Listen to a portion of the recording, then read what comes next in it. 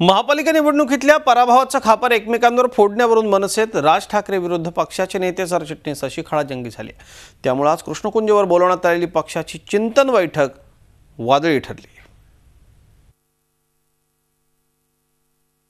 राज ठाकरेच्या हातात हा महाराष्ट्र देऊन बघा, सुतासारखा सरळ करीन मी। याशी तंबी देणारा राज ठाकरेंनाच मनसेच्या दारुण पराभवामुळे त्यांच्या पक्षाच्या नेत्यांनी आणि सरचिटणीसांनी कृष्णकुंजवरच्या बैठकीत खडे बोल सुनावले। महापालिका निवडणुका पार पडल्यानंतर बरोबर 2 महिन्यानंतर मनसेत पराभवाचं चिंतन सुरू झालंय। पक्षाचे अध्यक्ष राज ठाकरे यांच्या कृष्णकुंज या निवासस्थानी नेते आणि सरचिटणीसांची बैठक बोलावली। तब्बल 2 तास ही बैठक चालली। या बैठकीआधी नेते सरचिटणीस यांनी मुंबईत विभागवार बैठका घेतल्या होत्या। त्यामध्ये नेते आणि सरचिटणीस यांना कार्यकर्त्यांच्या रोषाला सामोरं जावं लागलं। त्याचेच पडसाद कृष्णकुंजवरील बैठकीवर उमटले। महापालिकेतल्या पराभवानंतर नेते आणि सरचिटणीसांनी पहिल्यांदाच राज ठाकरे समोर आपली परखड मतं मांडली। नेते सरचिटणीस राज ठाकरे यांना उद्देशून म्हणाले की विविध विषयांवर तुमच्याच पक्षाची भूमिकाच येत नाही। त्यावर राज ठाकरे नेते सरचिटणीस यांना म्हणाले की मी भूमिका मांडतो, पण तुम्हीच माझ्या भूमिका लोकांपर्यंत पोहोचवायला कमी पडताय। त्यानंतर नेते सरचिटणीस यांनी मराठीच्या मुद्द्यावर थेट भूमिका मांडली। पक्षाच्या कार्यकर्त्यांची आता भावना आहे, आता आपण मराठी सारखंच अन्य भाषिकांनाही जवळ केलं पाहिजे। त्यावर राज यांनी आपण मराठीचा मुद्दा सोडू शकत नसल्याचं ठणकावून सांगितलं। भलेही लोकांनी मतं दिली नाहीत तरी चालेल। निवडणुकीत पक्षाविरोधी काम केलेल्यांवर कारवाईचा मुद्दाही बैठकीत होता। निवडणुकीत पक्षाचे उमेदवार ठरवताना राबवण्यात आलेल्या काही प्रक्रियांवरही नेत्यांचे आक्षेप होते।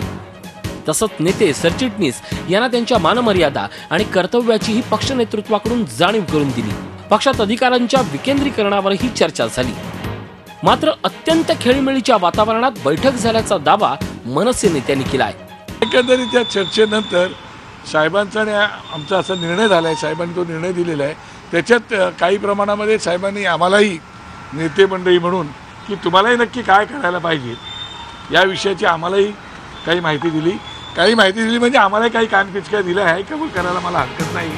राज ठाकरे यांच्या कानपिचक्या तर नेते सरचिटणीस यांची परखड मते यामध्ये निवडणुकीतील पराभवाला पक्षात जबाबदार कोण याबाबत काहीच स्पष्टता झाली नाही। पक्षात आता अध्यक्ष, नेते सरचिटणीस आणि कार्यकर्ते असे सरळ 3 गट पडले। एकेकाळी यशाचे मानकरी राहिलेल्या कुणालाही आता सततच्या पराभवाचं धनी व्हायचं नाहीये। यामुळे लवकरात लवकर ठोस निष्कर्षापर्यंत न आल्यास भाजपच्या वाढत्या प्रभावामुळे भविष्यात मनसेत बिकट स्थिती निर्माण होईल यात शंका नाही। नेते आणि सरचिटणीस बैठकीला तयारीनिशी येणार याची कल्पना बहुधा राज ठाकरे यांना आधीपासूनच होती।